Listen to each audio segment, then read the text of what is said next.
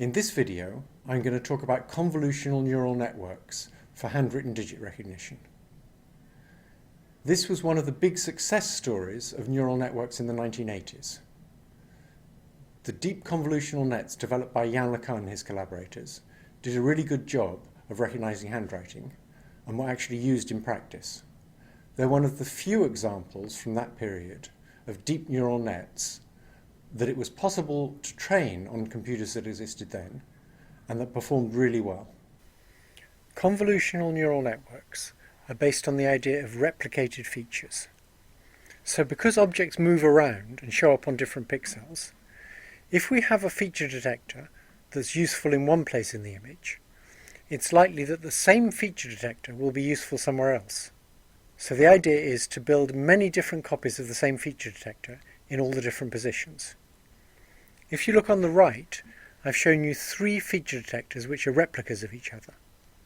Each of them has weights to 9 pixels, and those weights are identical between the 3 different feature detectors. So the red arrow has the same weight on it for all 3 feature detectors.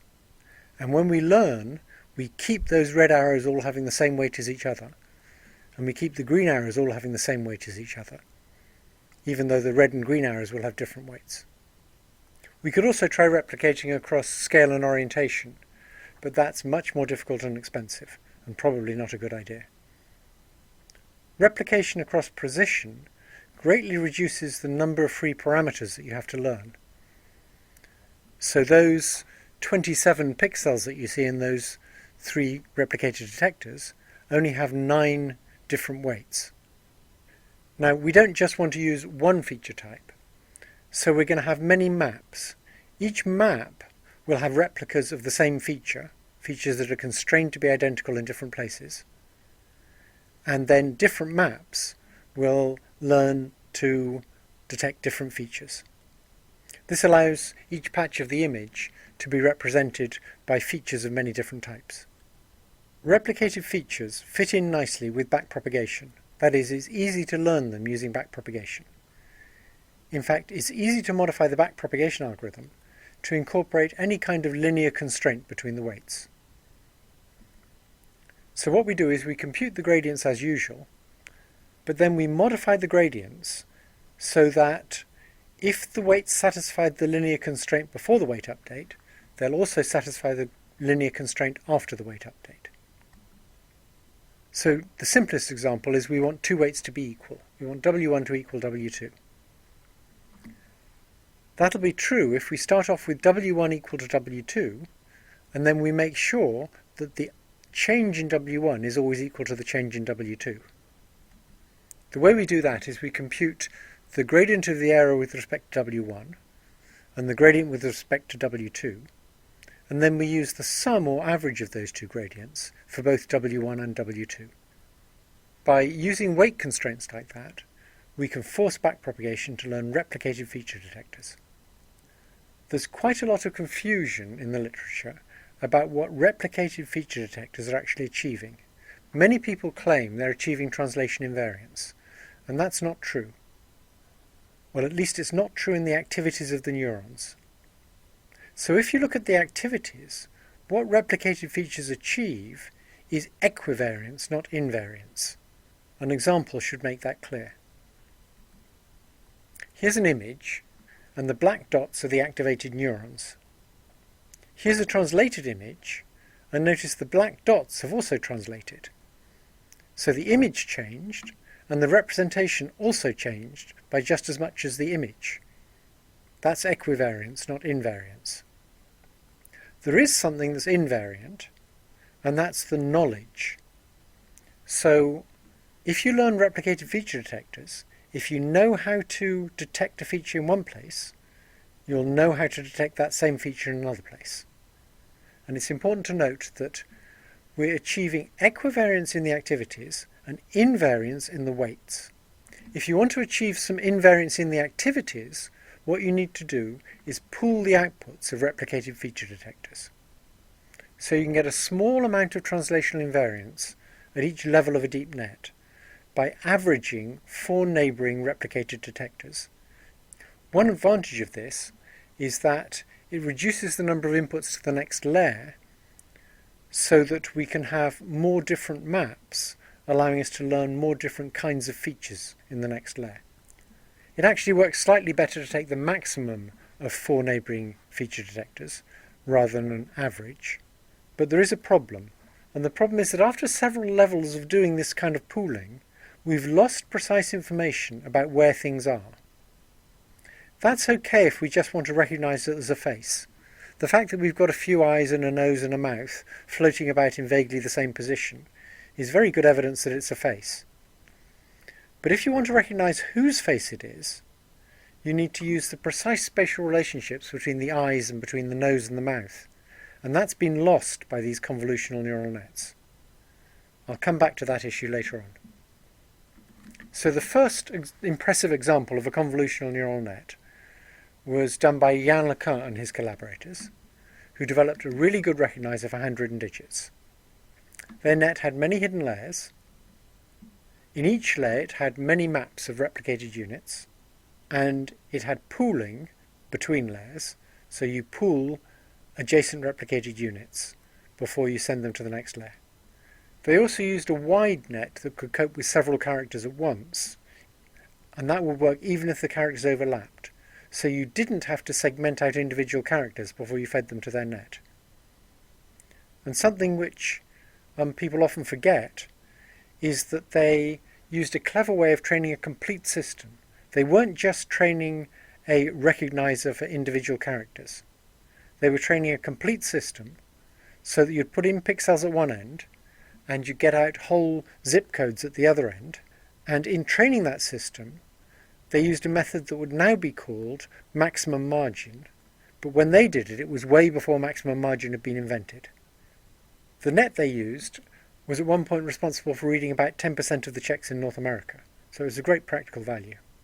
There's very nice demos of LeNet on Yann's webpage, and you really should go and look at those. Look at all of them, because they show you just how well it copes with variations in size, orientation, position, overlap of digits, and all sorts of background noise that would kill most methods. The architecture of LeNet 5 looks like this. There's an input, which is pixels, and then there's a whole sequence of feature maps followed by subsampling. So in the C1 feature map, there's 6 different maps, each of which is 28 by 28, and those maps contain small features that just look at, I think, 3 by 3 pixels, and their weights are constrained together. So per map, there's only about 9 parameters. That makes learning much more efficient and means you need much less data. Then after the feature map, there's what they call subsampling, which is now called pooling. And so you pool together the outputs of a bunch of neighbouring replicated features in C1, and that gives you a smaller map, which will then provide the input to the next layer, which is discovering more complicated replicated features. As you go up this hierarchy, you get features that are much more complicated, but are more invariant to position. Here's the errors that LeNet 5 made. And this shows you that the data it's dealing with is quite tricky. There's 10,000 test cases, and these are the 82 errors it makes. So it's doing better than 99% correct. Nevertheless, most of the errors it makes are things people find quite easy to recognize. So there's some way to go still. Nobody knows the human error rate on this data, but it's probably 20 to 30 errors. Of course, there might be digits that LeNet 5 got right and you would get wrong. So you have to be careful in estimating the error rate. You can't just look at these 82 and ask which ones you get right and which ones you get wrong. You have to worry about all those other ones that LeNet 5 might have got right and you might have got wrong. I now want to go to a very general point about how to inject prior knowledge in machine learning, and it applies particularly to neural networks. We can put in prior knowledge, as is done in LeNet 5, by the design of the network. We can have local connectivity, we can have weight constraints, or we can choose neural activities that are particularly appropriate for the task we're doing. This is much less intrusive than trying to hand engineer the features, but it still prejudices the network towards a particular way of solving the problem that we had in mind. We have an idea about how to do object recognition by gradually making bigger and bigger features and by replicating these features across space, and we force the network to do it that way. There is an alternative way to put in prior knowledge that gives the network a much freer hand. What we can do is use our prior knowledge to create a whole lot more training data. One of the first examples of this was work by Hoffman and Tresp on trying to model what happens in a steel mill. They wanted to know the relationship between what comes out of the steel mill and various input variables, and they actually had a big old Fortran simulator that would allow them to simulate the steel mill. Of course, the simulator wasn't reality, it was making all sorts of approximations. So they had real data and also a simulator. And what they did was ran the simulator in order to create some synthetic data. They then added that to the real data and showed that they could do better than just using the real data alone. If I remember right, their great big Fortran simulator was only worth a few dozen extra real examples, but nevertheless they made the point. Of course, if you generate a lot of synthetic data, it may make learning take much longer. So in terms of the speed of learning, it's much more efficient to put in knowledge by using things like connectivity and weight constraints, as was done in LeNet 5. But as computers get faster, this other way of putting in knowledge, by generating synthetic examples, begins to look better and better. In particular, it allows optimization to discover clever ways of using the multilayer network that we didn't think of. In fact, we might never fully understand how it does it. If we just want good solutions to a problem, that might be fine. So, using the idea of synthetic data, there's a brute force approach to handwritten digit recognition. LeNet 5 uses knowledge about invariances to design the connectivity and the weight sharing and the pooling. And that achieves about 80 errors. Adding a lot more tricks, including synthetic data, Marco Ranzato was able to get that down to about 40 errors. A group in Switzerland, led by Jürgen Schmidhuber, went to town with injecting knowledge by putting in synthetic data. They put a lot of work into creating very instructive synthetic data. So for every real training case, they transformed it to make many more training examples. They then trained a large net with many units per layer and many layers on a graphics processor unit. The graphics processor unit gave them a factor of 30 in computation, and because of all the synthetic data they put in, it didn't overfit. If they'd just used a large net with a GPU, it would have been a disaster. They'd have overfitted terribly. They'd have done perfectly on the training data, but terribly on the test data. So really they were combining three tricks. Put your effort into generating lots of synthetic data, then train a large dumb net on a GPU. They managed to achieve 35 errors like that. So here's the 35 errors they got. The top printed digit is the right answer, and the bottom two digits are their top two answers. What you'll notice is that they nearly always get the right answer in their top two. There's only 5 cases where they don't.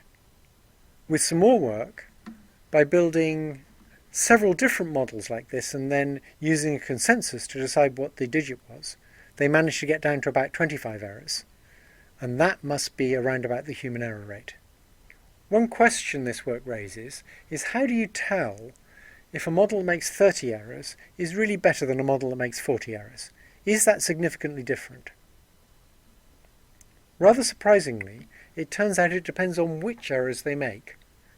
The numbers don't provide you enough information. You have to know which ones they get wrong and which ones they get right. So there's a statistical test called the McNemar test that uses the particular errors and is far more sensitive than just using the numbers. Let me give you an example. If you look at this 2x2 table, it shows you in the top left-hand corner how many examples Model 1 got wrong and Model 2 also got wrong. That's 29. And in the bottom right, it shows you how many examples Model 1 got right and Model 2 also got right. And in the McNemar test, you can just ignore those numbers in black. What you're interested in is the ones where Model 1 got it right and Model 2 get it wrong, or Model 2 got it right and Model 1 get it wrong. And if you look at that, there's an 11-to-1 ratio, and it turns out that's pretty significant. Model 2 is definitely better than Model 1. That didn't happen by accident, almost certainly. By contrast, if you look at this table, again, Model 1 is making 40 errors, and Model 2 is making 30 errors, but now Model 1 is winning 15 times when Model 2 loses, and Model 2 is winning 25 times when Model 1 loses. That difference is not very significant, so we wouldn't be confident that Model 2 is better than Model 1.